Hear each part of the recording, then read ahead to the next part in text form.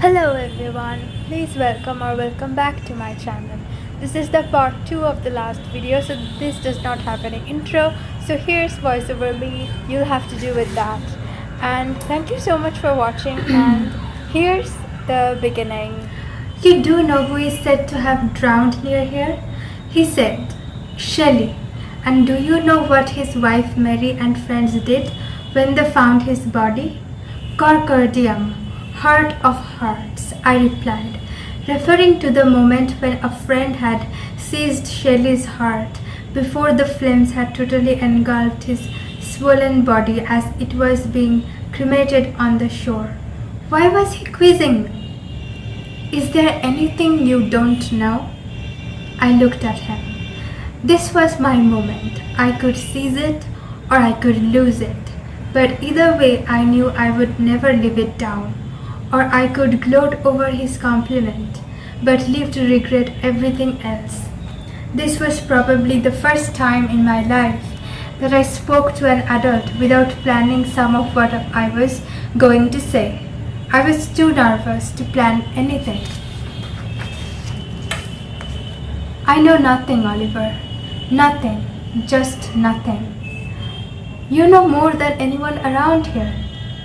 Why was he returning my near tragic tone with blunt ego boosting? If you only knew how little I know about the things that really matter.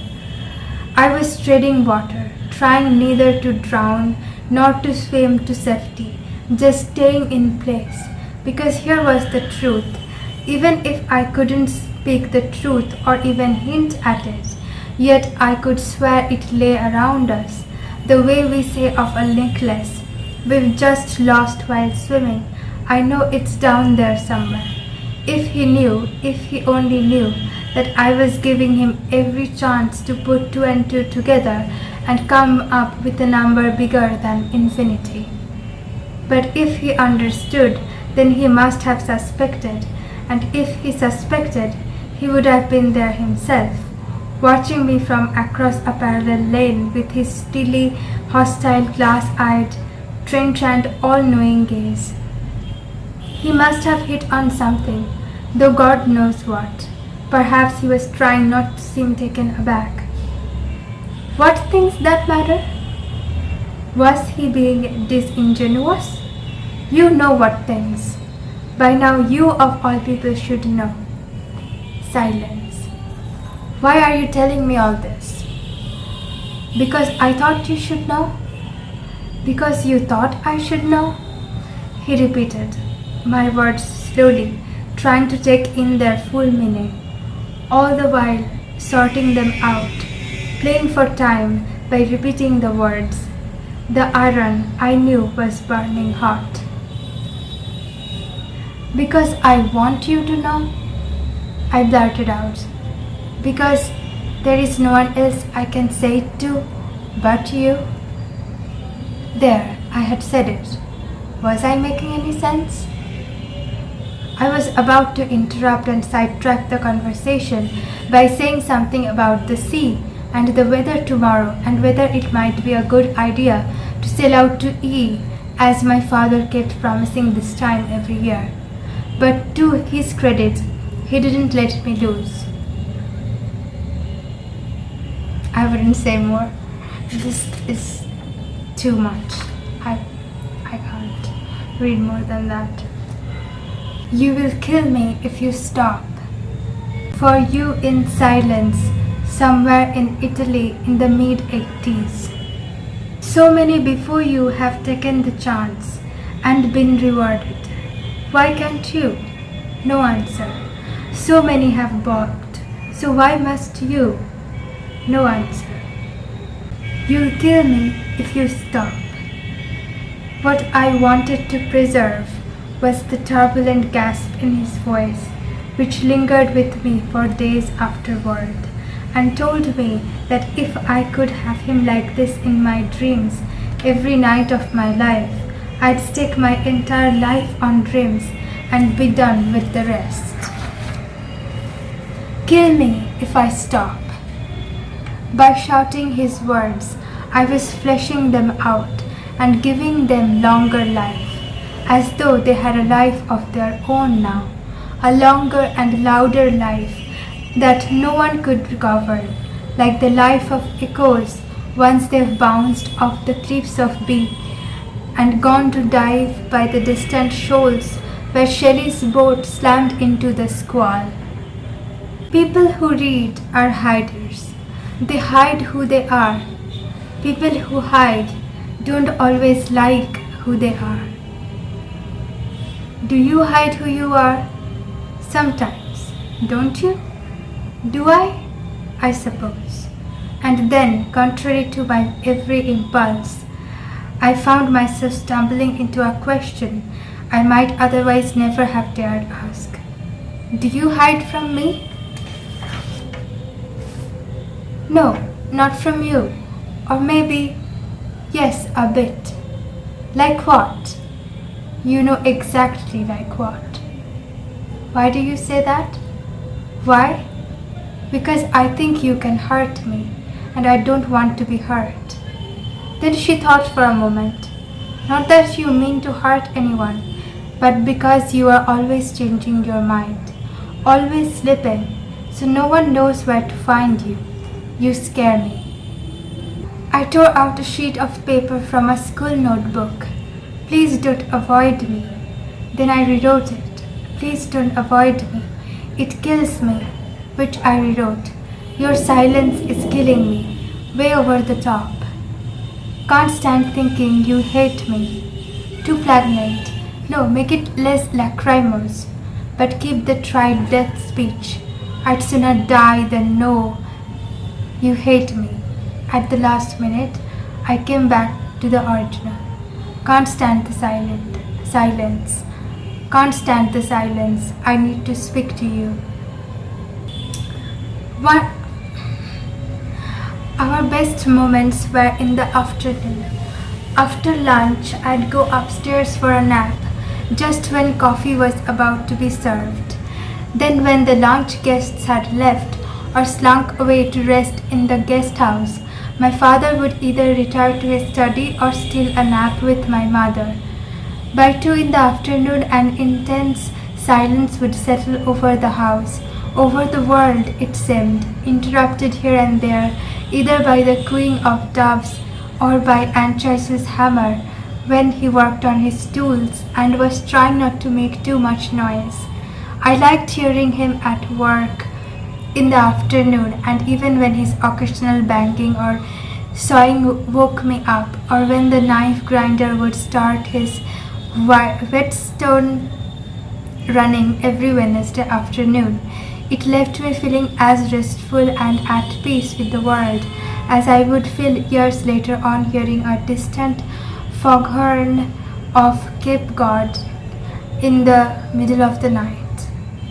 Oliver liked to keep the windows and shutters wide open in the afternoon, with just the swelling sheer curtains between us and life beyond, because it was a crime to block away so much sunlight and keep such a landscape from view, especially when you didn't have it all life long, he said.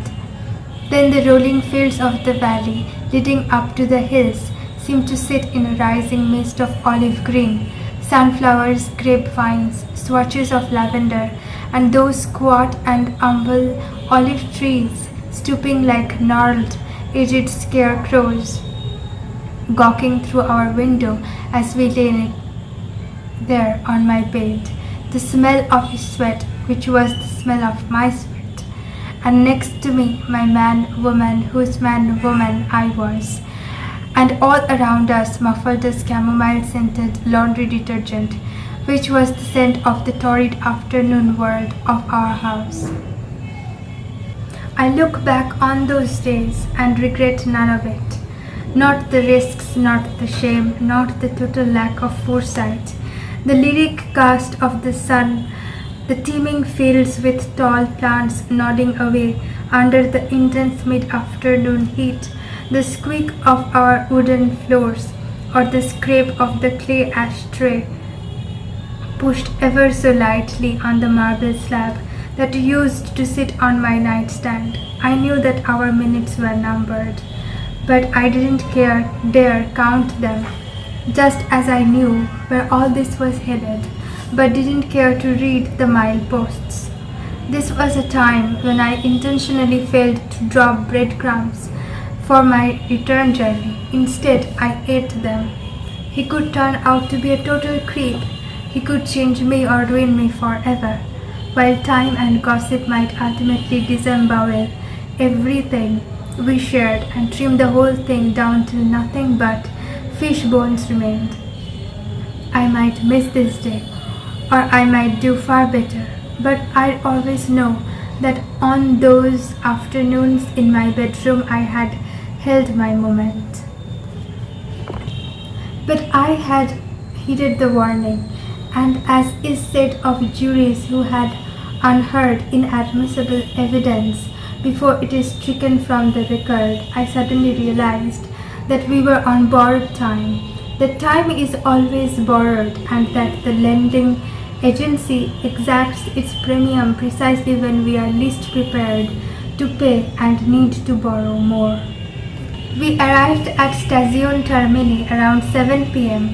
on a Wednesday evening. The air was thick and muggy, as if Rome had been awash in a rainstorm that had come and gone and relieved none of the dampness. With dusk scarcely an hour away, the street lights glistened through dense hollows, while the lighted storefronts seemed doused in creamy colors of their own invention. Dampness clung to every forehead and every face. I wanted to caress his face. I couldn't wait to get to our hotel and shower and throw myself on the bed, knowing all the while that unless we had good air conditioning, I'd be no better off after the shower. But I also loved the languor that sat upon the city, like a lover's tired, unsteady arm resting on your shoulders. Find Cupid everywhere in Rome, because we'd clipped one of his wings and he was forced to fly in circles. The poet. Invigoration is not hard to come by in Bangkok. One warm night in my hotel room, I thought I would go out of my mind. It was either loneliness or the sounds of people outside or the work of the devil. But this is when I began to think of San Clemente. It came to me like an undefined nebulous feeling, part arousal, part homesickness, part metaphor. You travel to a place because you have this picture of it and you want to couple with the whole country. Then you find that you and its natives haven't a thing in common. You don't understand the basic signals which you'd always assumed all humanity shared. You decide it was all a mistake, that it was all in your head.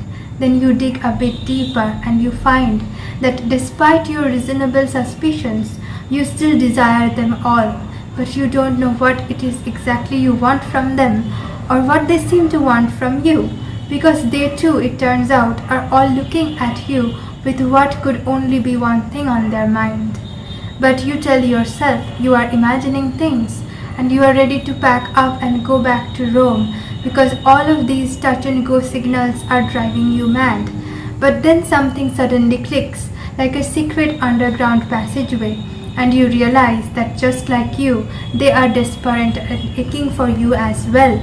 And the worst thing is that with all your experience and your sense of irony and your ability to overcome shyness, wherever it threatens to crop up, you feel totally stranded. I didn't know their language, didn't know the language of their hearts, didn't even know my own. I saw veils everywhere. What I wanted, what I didn't know I wanted, what I didn't want to know I wanted, what I'd always known I wanted. This is either a miracle or it is hell. I began to wonder what all this talk of San Clemente had to do with us, how we moved through time, how time moves through us, how we change and keep changing and come back to the same. He came, he left, nothing else had changed. I had not changed. The world had not changed, yet nothing would be the same. All that remains is dream making and strange remembrance. You lose it as you always knew you would, and were even prepared to, but you can't bring yourself to live with the loss, and hoping not to think of it, like praying not to dream of it. Hurts just the same. Fear not, it will come, at least I hope it does, and when you least expect it. Nature has cunning ways of finding our weakest spot. Just remember I am here. Right now you may not want to feel anything. Perhaps you never wished to feel anything. And perhaps it's not with me that you'll want to speak about these things, but feel something you did. Look, he interrupted. You had a beautiful friendship, maybe more than a friendship, and I envy you. In my place, most parents would hope the whole thing goes away, or pray that their sons land on their feet soon enough. But I am not such a parent. In your place, if there is pain, nurse it, and if there is a flame, don't snuff it out. Don't be brutal with it. Withdrawal can be a terrible thing when it keeps us awake at night, and watching others forget us sooner than we'd want to be forgotten is no better.